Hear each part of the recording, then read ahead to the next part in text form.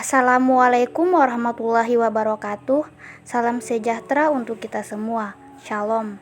Terima kasih atas kesempatan yang diberikan kepada kelompok kami. Di sini kami dari kelompok 2 Kimia Klinik akan menjelaskan tentang pemeriksaan feses dan kimia darah. Selamat menyaksikan. Ya teman-teman, sebelum kita masuk ke dalam pemeriksaan feses lebih lanjut, kita harus mengetahui tentang apa itu pemeriksaan feses dan apa itu feses. Pemeriksaan feses atau tinja adalah pemeriksaan laboratorium yang sudah lama dikenal dan untuk membantu seorang klinisi menegakkan diagnosis suatu penyakit. Dan kemudian apa itu feses? Feses adalah parameter yang digunakan untuk menegakkan diagnosis suatu penyakit dan mengetahui perjalanan penyakit dari dalam feses. Yang pertama ada air, yang kedua ada sisa makanan tidak tercerna, yang ketiga ada sel epitel, ada debris, selulosa, bakteri dan bahan patologis. Indikasi yang dilakukan dalam pemeriksaan feses. Yang pertama, adanya diare dan konstipasi. Yang kedua, adanya lendir dalam tinja. Yang ketiga, adanya darah dalam tinja. Yang keempat, adanya ikterus. Yang kelima, adanya gangguan sistem pencernaan. Dan yang keenam, kecurigaan penyakit gastrointestinal. Pemeriksaan feses terbagi menjadi 3, yaitu pemeriksaan secara makroskopis, mikroskopis, dan pemeriksaan kimia. Pemeriksaan makroskopis terdiri dari pemeriksaan jumlah, warna, bau, konsistensi, lendir, darah, nanah, parasit, dan sisa makanan. Mikroskopis feses terdiri dari pemeriksaan protozoa, telur cacing, eritrosit, leukosit, epitel, makrofag, kristal, sel ragi, dan jamur. Sedangkan pemeriksaan kimia terdiri dari pemeriksaan darah samar, urobilin, urobilinogen, dan bilirubin. Syarat pengumpulan sampel untuk pemeriksaan feses yang pertama yaitu wadah sampel harus bersih, kedap, bebas dari urin. Yang kedua, harus diperiksa 30-40 menit sejak dikeluarkan. Jika ada penundaan, simpan di dalam lemari es. Yang ketiga, tidak boleh menelan barium, bismut, dan minyak 5 hari sebelum pemeriksaan. Yang keempat, diambil dari bagian yang paling mungkin memberi kelainan, misalnya bagian yang bercampur darah atau lendir. Yang kelima, paling baik dari defeksasi spontan atau rectal toucher sebagai pemeriksaan tinja sewaktu. Yang keenam, pasien konstipasi dapat diberikan salin ketarek terlebih dahulu. Yang ketujuh, pada kasus oksiuris dapat digunakan metode Scott tape dan objek gelas. Pemeriksaan makroskopis feses. Dasar teori. Pemeriksaan makroskopis feses meliputi pemeriksaan jumlah, warna, bau, darah, lendir, dan parasit. Jumlah. Dalam keadaan normal, jumlah tinja berkisar antara 100 sampai 250 gram per hari. Banyaknya tinja dipengaruhi jenis makanan. Bila banyak makan sayur, jumlah tinja meningkat. Alat dan bahan. Wadah penampung feses, timbangan, cawan petri. Proses kerja. Pemeriksaan jumlah feses. Disiapkan alat dan bahan yang akan digunakan. Yang kedua, letakkan feses ke dalam cawan petri. Yang ketiga, timbang feses. Yang keempat, catat jumlah feses. Nilai normal pada feses adalah 100 sampai 250 gram. Konsistensi. Tinja normal mempunyai konsistensi agak lunak dan berbentuk. Pada diare, konsistensi menjadi sangat lunak atau cair. Sedangkan sebaliknya, tinja yang keras atau skibal didapatkan pada konstipasi. Alat dan bahan. Wadah penampung feses, timbangan, cawan petri. Prosedur kerja. Pemeriksaan konsistensi feses. Siapkan alat dan bahan yang akan digunakan. Letakkan feses dalam cawan petri. Perhatikan konsistensi feses. Catat hasil. Warna. Tinjauan warna kuning coklat dan warna ini dapat berubah menjadi lebih tua dengan terbentuk urobilin lebih banyak. Alat dan bahan. Yang pertama warna penampung feses, yang kedua feses, yang ketiga timbangan, yang keempat cawan petri. Pemeriksaan warna feses. Yang pertama, siapkan alat dan bahan yang digunakan. Yang kedua, letakkan feses ke dalam cawang petri. Yang ketiga, perhatikan warna feses. Yang keempat, catat hasil. Bau. Indol skatol dan asam butirat menyebabkan bau normal pada tinja. Alat dan bahan. Yang pertama wadah penampung feses, yang kedua feses, yang ketiga timbangan, yang keempat cawang Petri. Pemeriksaan bau feses. Catat hasilnya. Bau normal feses yaitu bau khas. Pada pemeriksaan darah pada feses, adanya darah dalam tinja dapat berupa warna merah muda, coklat atau hitam.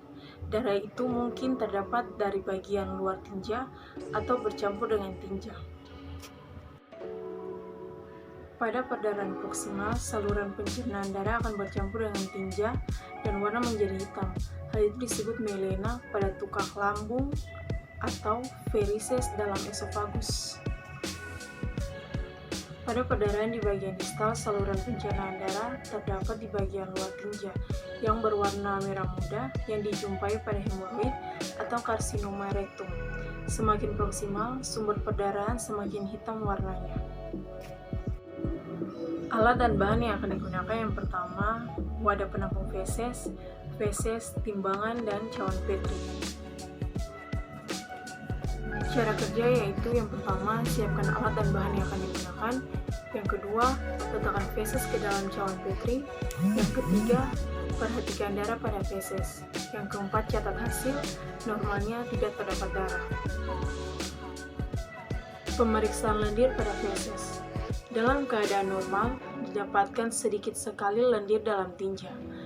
Terdapat lendir yang banyak berarti ada rangsangan atau radang pada dinding usus. Kalau ada lendir itu hanya didapat di bagian luar tinja. Lokalisasi iritasi itu mungkin terletak pada usus besar. Sedangkan bila lendir bercampur bau dengan tinja mungkin sekali iritasi terjadi pada usus halus. Pada disentri, isupsi, dan ileokolitis bisa didapatkan lendir saja tanpa tinja. Alat dan bahan yang akan digunakan yang pertama, wadah penampung feses, timbangan, dan cawan Petri. Cara kerja yang pertama, siapkan alat dan bahan yang akan digunakan.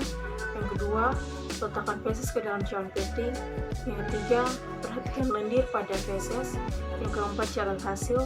Normalnya tidak terdapat lendir atau hanya sedikit lendir. Pemeriksaan parasit pada feses. Diperiksa pula adanya cacing ascaris, ancylostoma, dan lain-lain yang mungkin didapatkan dalam tinja.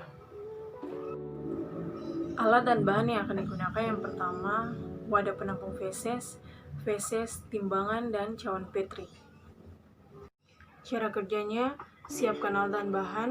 Yang kedua, letakkan feses ke dalam cawan Petri. Yang ketiga, perhatikan parasit pada feses. Yang keempat, catat hasil.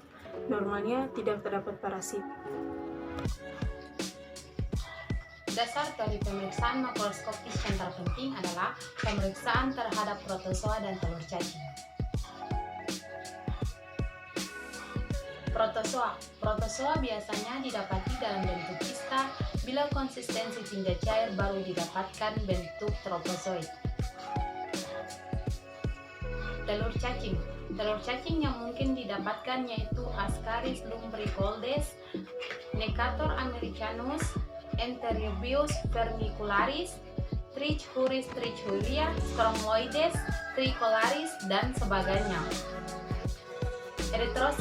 Eritrosit dalam keadaan normal dapat terlihat beberapa leukosit dalam seluruh sedian. Pada disentri baciller, colitis, ulcerosa, dan peradangan didapatkan peningkatan jumlah leukosit. Eosinofil mungkin ditemukan pada bagian tinja yang berlendir pada penderita dengan alergi saluran pencernaan. D. Eritrosit. Eritrosit hanya terlihat bila terdapat lesi dalam kolon, rektum, atau anus, sedangkan bila lokalisasi lebih proksimal, eritrosit telah hancur.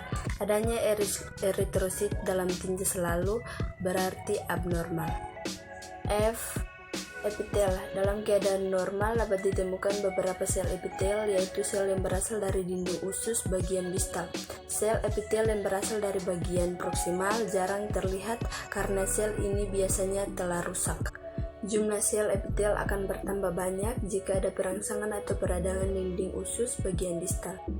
Kristal dalam tinja tidak banyak, artinya dalam tinja normal mungkin terlihat kristal triple fosfat kalsium oksalat dan asam lemak. Kristal triple fosfat dan kalsium oksalat didapatkan setelah memakan bayam atau stroberi, sedangkan kristal asam lemak didapatkan setelah banyak makan lemak. Sebagai kelainan, mungkin dijumpai kristal krokoat Leiden tinja Lugol, butir-butir amil, dan kristal hematoidin. Kristal krokoat Leiden didapat pada ulkus saluran pencernaan seperti yang disebabkan amoebiasis pada perdarahan saluran pencernaan.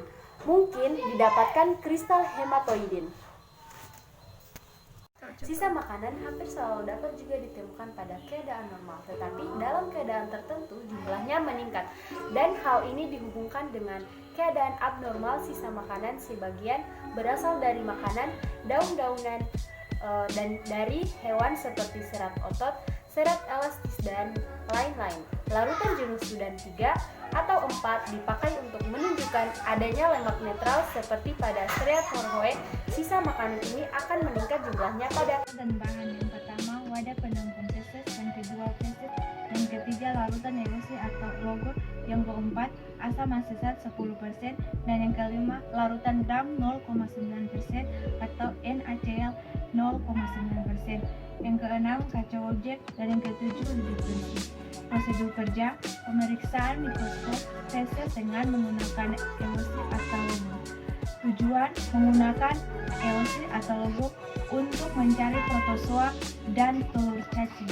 Kita masuk dengan cara kerja. Yang pertama itu siapkan alat dan bahan yang digunakan, dan yang kedua tetesi 1-2 tetes larutan logo atau eosil di atas gelas objek. Ambil sedikit feses, letakkan di atas kaca objek yang telah ditetesi larutan eosi atau logo. Kemudian dihomogenkan. Yang keempat, amati di bawah mikroskop dengan pembesar 10 kali.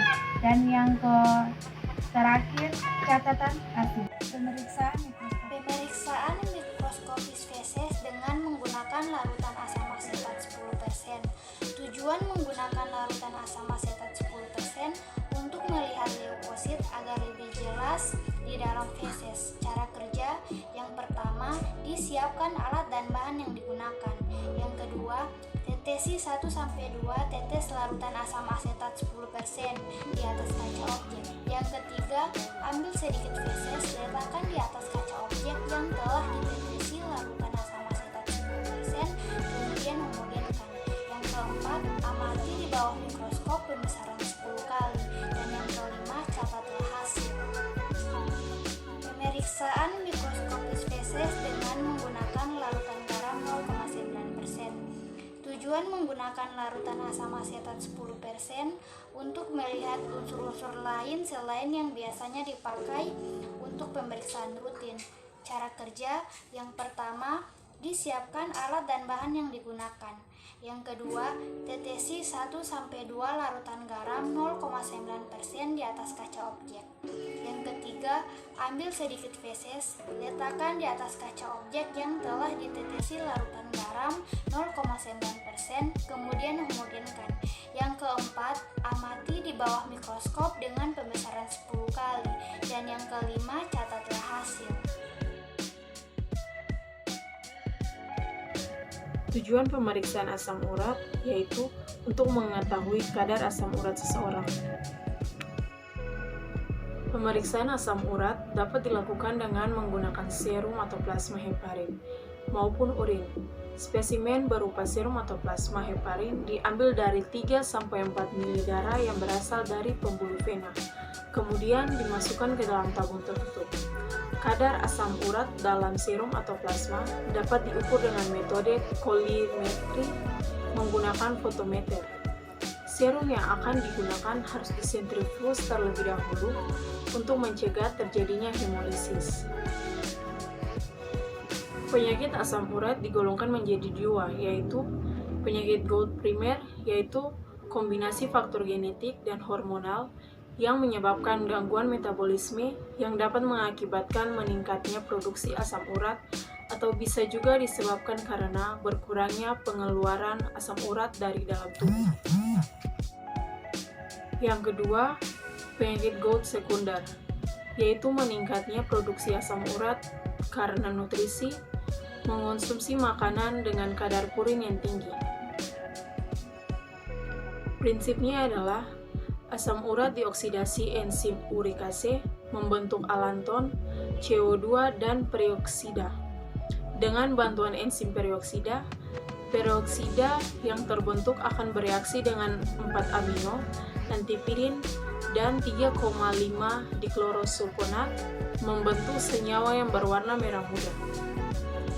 Alat dan bahan yang digunakan dalam pemeriksaan asam urat yang pertama ada tabung reaksi, yang kedua sentrifuge, yang ketiga mikropipet, yang keempat fotometer, yang kelima spoit, yang keenam rak tabung, yang ketujuh tip biru, kuning, dan putih, yang kedelapan alkohol swab, dan yang kesembilan adalah tourniquet.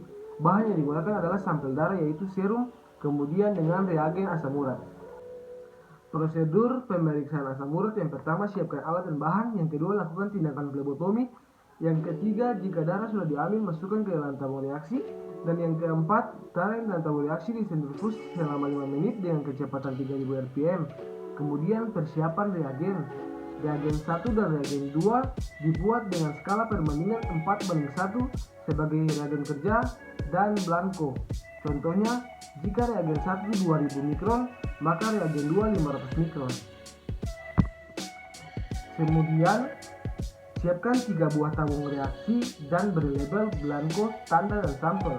Skema pemipetan sebagai berikut. Kepada 3 tabung ditambahkan 1000 mikron blanko. Kemudian untuk tabung standar ditambahkan 10 mikroliter standar, sedangkan untuk tabung sampel ditambahkan 10 mikroliter sampel. Kemudian campur dan setelah 30 detik baca pada fotometer dengan absorpsi 520 F. Nilai normal dari pemeriksaan asam urat yaitu untuk pria 3,5 sampai 7,2 mg per desiliter, sedangkan untuk wanita 2,6 sampai 6,0 mg per desiliter.